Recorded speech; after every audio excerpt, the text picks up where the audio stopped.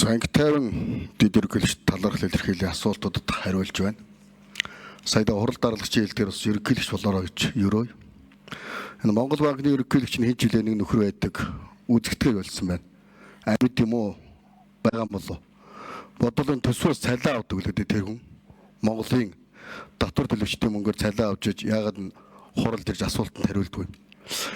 Төсөв тодтол юм дээр яриа явчих. Хөргөм ажил хийж байгаа 14 мянган төрийн албаагчийг хэмнэх гээд яриад байдаг. Дарга нарын дарга болчихсон Монгол банк 270 хүнтэй байсан гинлээ. Одоо 700 гаруй хүнтэй болсон юм гинлээ. Тэгээ 700 хүнтэй болсон явдал нь бодвол тушаал юм гардаг байлгүй та Монгол банкны ерөнхийлөгч гэж хүний.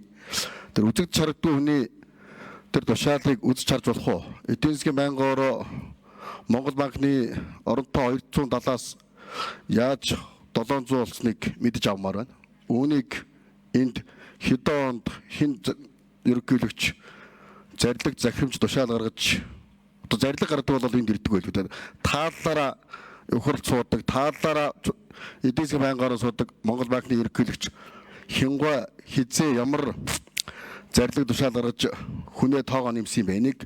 Нэг хэлж өгөөч. 700 хүнтэй болсон гэж би сонссон. Тэгээ бүгдөө л тэр банк санхүүгийн байгууллагатай холбоотой юм шиг байгаа юм. Одоо энэ мэдээлэлээр явж байгаа мэдээлэлээр бол банк санхүүгийн байгууллагын хувь эзэмшигч дарга нартай Монгол банк. Тэгээ бүгдөө цаашаа тэргээрээ дамжуулж мөнгө хүлдэг байж болжгүй дарга нар. Тэгээ уралд ирдэггүй. Ийм юм байна. Тэгэхээр тэр оронтойг яаж нэмснийг мэдж болох уу? Тэгээ энэ чинь бас дотоод хяналт шалгалтаа та нар явуулдаг юм уу юм уу? Ерөндөд эхлээд энэ тоогоо нэг автаа. Саяны тэр лавсрунгаа би хаа зүгээр юм уу? Тэр хурд мурд дэрж яагаад болохгүй байгаа. Цалин мөнгө авд юм бол.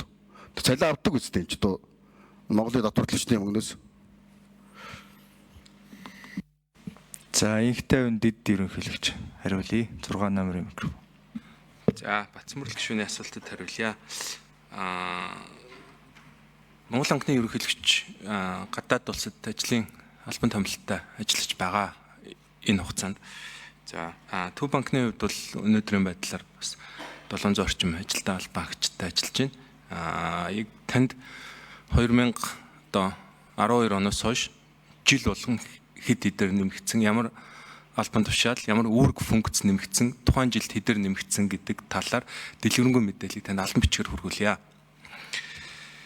За түрүүн сайн зураг гишүүний асуултад бас дутуу хариулт 576.5 тэрбум төгрөг арилжааны банкудаас банкусуудад шилжиж очсон юм байна шүү.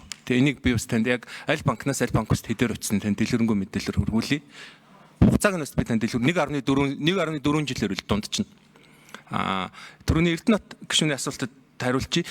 Банкнд мөнгө хадгаламжийн даатгалын тухай хууль хэрэгжиж нэг хадгаламжийн 20 хүртэлх сая төгрөгийг төрөөс хадгаламжийн даатгалд хамруулан даадаг улсантай холбогдуулан их усрын төвлөрөл бол маш их саарсан байгаа. Дийлэнх одоо урд нь бол хүмүүс ярьдаг байсан шүү дээ. Нэг хадгаламж нийт хадгаламжийн 99%-ийг нийт хадгаламж эзэмшигчдийн 1% төр эзэлдэг байсан гэсэн тийм бол байхгүй. Төрөөс мөнгө хадгаламжийн даатгалын тухай хууль батлагдсанаар их усрын төвлөрөл маш их саарсан байгаа.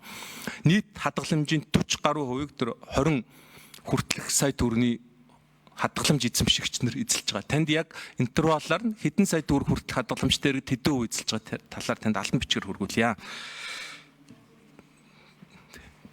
Өөр юу гэлээ. За Бацмүрэл гишүүн тодруулъя.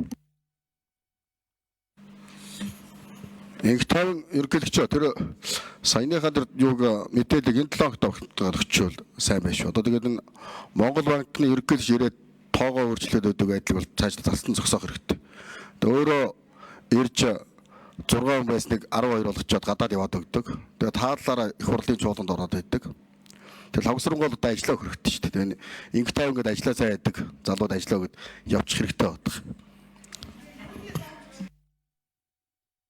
За гишүүлд асуулт асууж